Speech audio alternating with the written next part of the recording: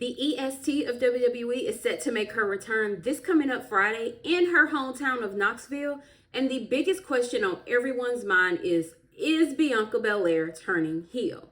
Over the past few months, this has been a heavy conversation among wrestling fans who think that Bianca Belair needs a turn solely because of the boos. Bianca has even been deemed the female John Cena, as she's been a babyface for years and years and gained the reputation that maybe they're not willing to turn her heel because of the reaction the kids get. It's not hard to tell just how much the kiddies love her and how over she is to them. She's their superhero. But is it enough to keep Bianca Belair a face? Before I get too far into this, number one, I would like for y'all to comment and let me know if you think Bianca Belair needs a heel turn or if it's just something you would like to see either now or later on down the line. And number two, I would really like to address the biggest reason most people think Bianca needs a heel turn, which is the boos. A lot of people say that the boos are an indicator that Bianca needs a heel turn because nobody wants to see her as face. They want to cheer for her as a heel, but a heel isn't supposed to be cheer. Now, in this era, it is slightly different. Our faces get booed, our heels get cheered. We're in a very upside down world. But if you're solely basing Bianca's need for a heel turn on the boos she received leading into WrestleMania, in my opinion, you are entirely wrong. Bianca was not just getting booed because she was a face. Bianca was getting booed because she did not want Rhea Ripley in that WrestleMania match. It is no secret that Rhea Ripley is a fan favorite, and even I myself love her, really close to how much I love both Bianca and Naomi. But Bianca's main thing leading into WrestleMania was, no, Rhea should not be here because she lost the title.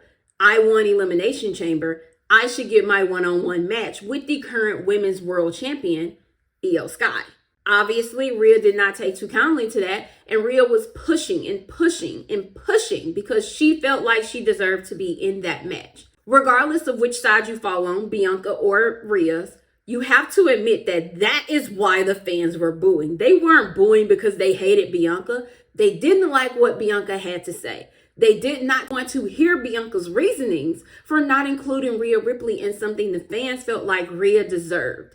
To the fans, Bianca was snatching an opportunity away from Rhea Ripley and keeping their favorite person out of one of the biggest WrestleMania matches we'll ever see. Future Clarissa here, and I just wanted to pop in and say this is not taken away from the argument that some fans have about whether or not Bianca's face run is going stale. I simply wanted to address the rumors in regards to that women's feud specifically and not anything else regarding where her story is, where her character is, just within that feud. I do know that some people have that opinion. Whether or not I agree with it is completely different, but I wanted to pop in and address that really quick since I forgot to do so within the video. Sorry for the interruption. Back to the video. Now, again, I could be wrong. It could solely be because they feel like she should be a heel and all of these other things. But if you put 99% of the women's locker room against Rhea Ripley, regardless of if they're a face, regardless of if they're a heel, regardless of everything they've done, I guarantee you Rhea Ripley will be cheered and that other person will be booed. This isn't about heels and faces. This is about fan favorites. And again, this is no shade to Rhea because I love her and I love the reaction that she gets from crowds when she comes out.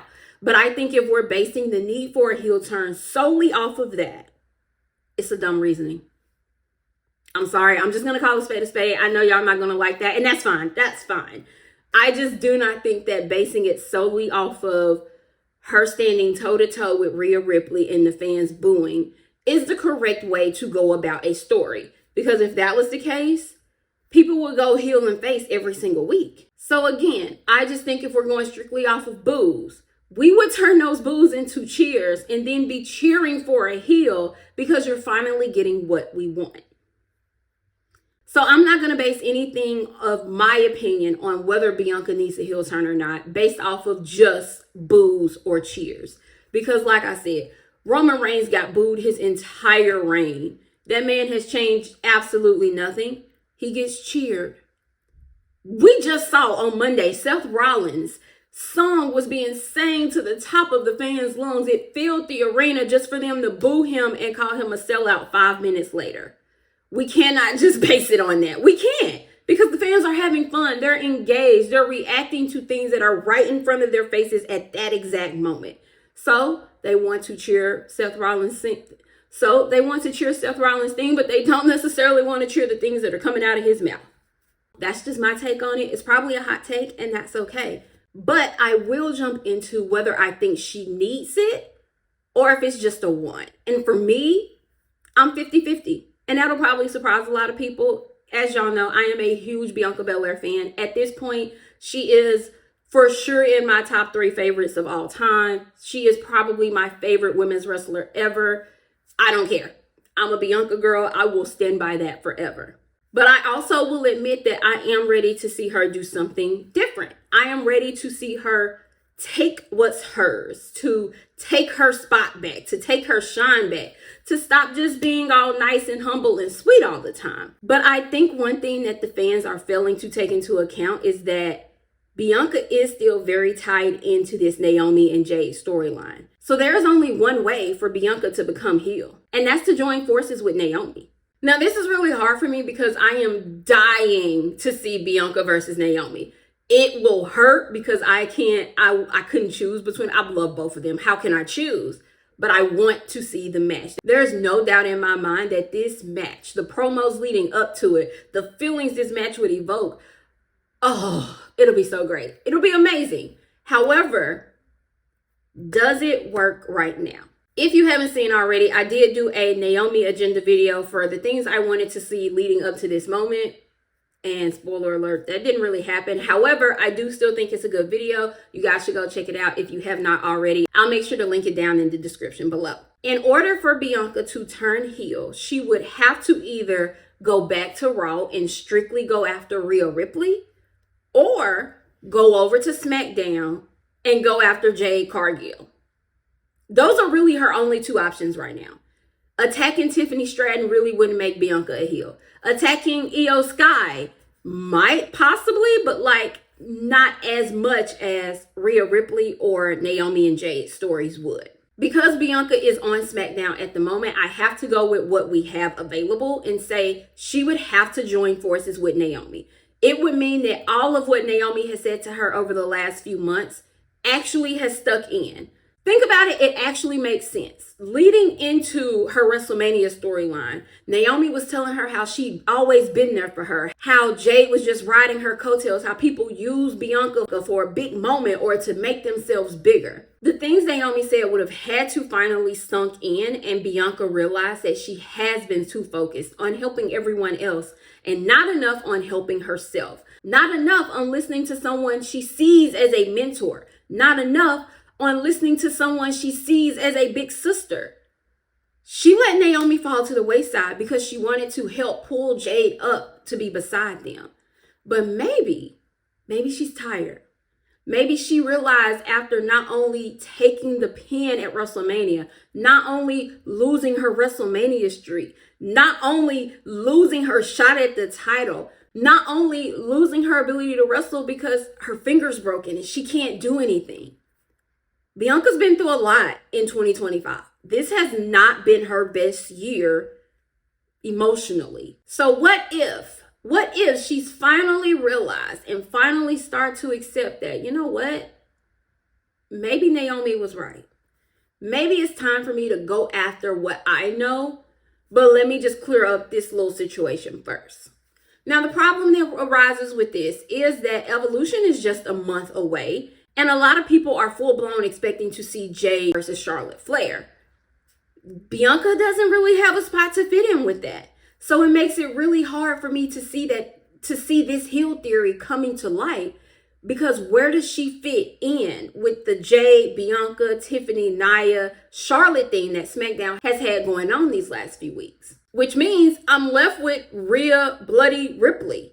And I mean, honestly, costing her shot at Money in the Bank would be the biggest heel move that Bianca could do. She could come out at Money in the Bank, attack Rhea right as Rhea has that briefcase at her fingertips, and take that moment away from her. Because let's be honest, outside of being on a road to gold again, Rhea doesn't have a whole lot going on at the moment. Yes, her and Io teamed up, but that was more of a means to an end, to be a evil force, if you will. That was something the two of them needed to do. But Io Sky now has the likes of Kairi Sane in her corner. She doesn't have to team up with Rhea.